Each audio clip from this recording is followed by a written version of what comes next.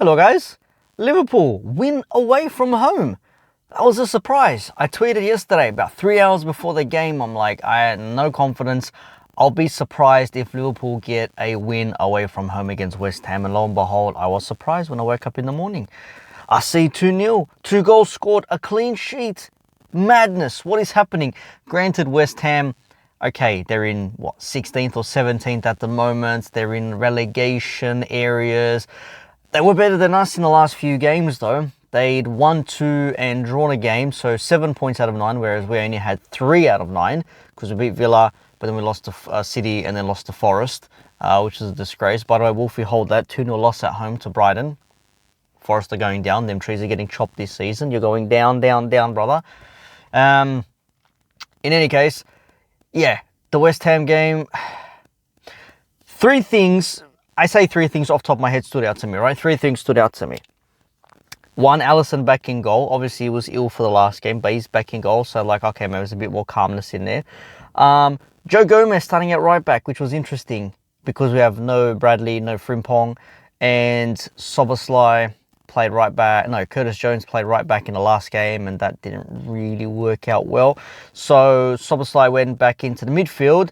In which case, he took Salah's position. So Salah was on the bench, and I thought he came on at some point because I only seen the highlights. I didn't watch the whole game.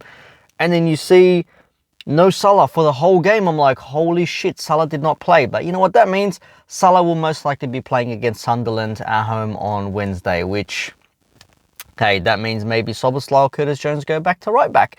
And then the team probably loses its balance once again. But you had Kirkes at left back, Van Dijk, Konate centre-back, Alisson, as I said, starting. You had Grav and McAllister as your pivots. You had Florian Wirtz, number 10, back into the squad. Great performance. Unlucky not to get himself an assist or something more. Gakpo on the left, Szoboszlai on the right, as mentioned, and Alexander Isak up front. Bagged himself for goal. It was a great finish, the first timer.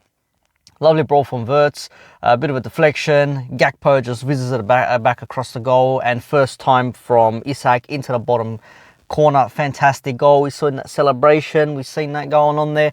And then had a few chances. 10 men. Paqueta gets sent off for some stupidness. I don't exactly know what happened. Mouthing off the referee, whatever it was. And then we get the second goal. Gakpo lashes it. But we had chances in the first half. We had 2 or 3 chances where arguably, if we score those goals, it's probably game over already. In which case, then you don't have to worry about anything else. But it was just nice to see Liverpool get 3 points and a clean sheet away from home as well, which was nice. The test now is Sunderland at home on Wednesday. And look, Liverpool winning 1 game does not mean we're back. Oh, Liverpool back to winning ways. But no. There's been all that shit. Liverpool will be back when either we have gone on a 10-game winning run, for example, or when teams look at Liverpool and think, shit, I don't want to have to deal with these guys right now. When they have to travel to Anfield and say, bro, we're at Anfield, bro. We've got no chance here. At the moment, anyone's coming to Anfield and anyone is just having a go at us and winning. The fact that Forest lost at home to Brighton, but they spanked us 3-0 last week, pisses me off still till this very day. It wasn't that long ago, but it still pisses me off. But it's 3 points. It's 3 points. That's the main thing. It's a W. Isak gets his first Premier League goal for Liverpool, scored in the Carabao Cup. Was it in September or whatever it was, October? And Wirtz back after his little injury, looking great. Please keep it up, be better. But the right side of the midfield looked decent, and I know the agendas are going to agenda. People will be talking about this. No Salah. See what happens, how well we play with no Mo Salah.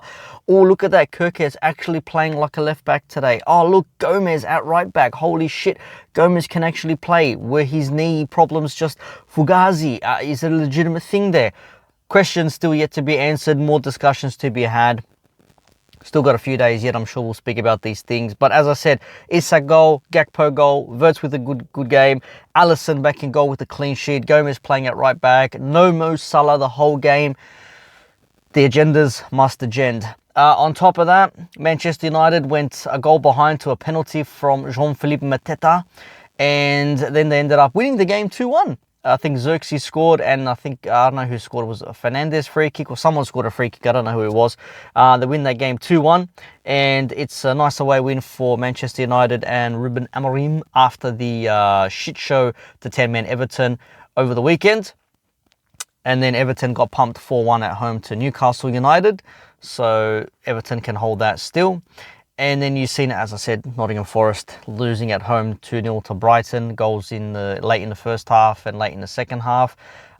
Forest, I don't wish ill on people or clubs or anything like that, but like Burnley a few years ago, Forest just need to be relegated, bruv. Know your place, go down. Know your place, go down. What else? The London Derby. Chelsea versus Arsenal. Started frenetic enough. I only seen highlights. This shit happens while I'm sleeping. I seen the highlights. I saw 2-3 chances for Chelsea where they did not take him. Esteval with the snapshot over the crossbar into row Z. There was another opportunity from someone, I forget who it was, and nothing doing. Caicedo clatters into someone, I don't think it was Rice or Zubamendi or someone in the middle of the pitch, and he gets sent off, red card. So that's his second of the season. So I think he's on a 4-game ban now, which is peak for Chelsea. But then they go a goal up, a header from Chalobah from a corner, but then Arsenal equalised through Moreno, and then even then had opportunities to maybe win it late. Didn't. Some will argue that Chelsea could have played against 10 men as well, because I think an Arsenal player cracked Chalobah in the cheek. He's seen a nice little round shiner on his cheek there, but it finished 1-1.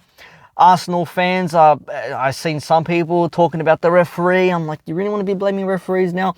I also see some Arsenal fans saying, Chelsea fans gassed at drawing against us at home. It's like, well, context matters.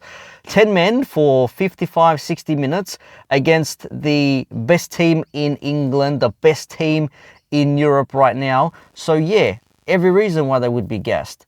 Against 10 men, I can see it. But again, Arsenal fans, let's not forget, let's not pretend you weren't talking like you weren't going to smack them 3-0. It was going to be 2-0, 1-0 clean sheet, etc., etc. You're not going to lay a glove on us, bloody blah, blah. Raya had to make some saves. Sanchez had to make some saves. Fair game overall on the grand scheme of things. So, yeah, I can understand why Chelsea fans will be saying like, all right, well, we didn't lose the game, so big performance against the so-called best team in Europe, the best team in England, which, to be fair, they are their first at the moment, and Champions League as well. So, you know, the results do tell their own story. But for Arsenal fans, the draw is not the worst thing. But don't be out here talking like, you know, this is an L for Chelsea, bro. This is more an L for Arsenal, because you're away from home, 10 men. You're playing against 10 men, sorry.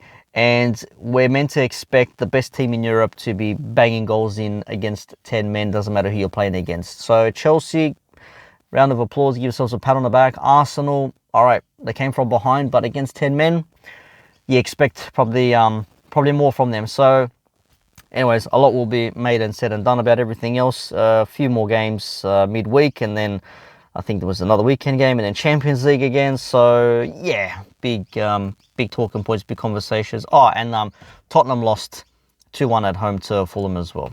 That's it from me. Peace out.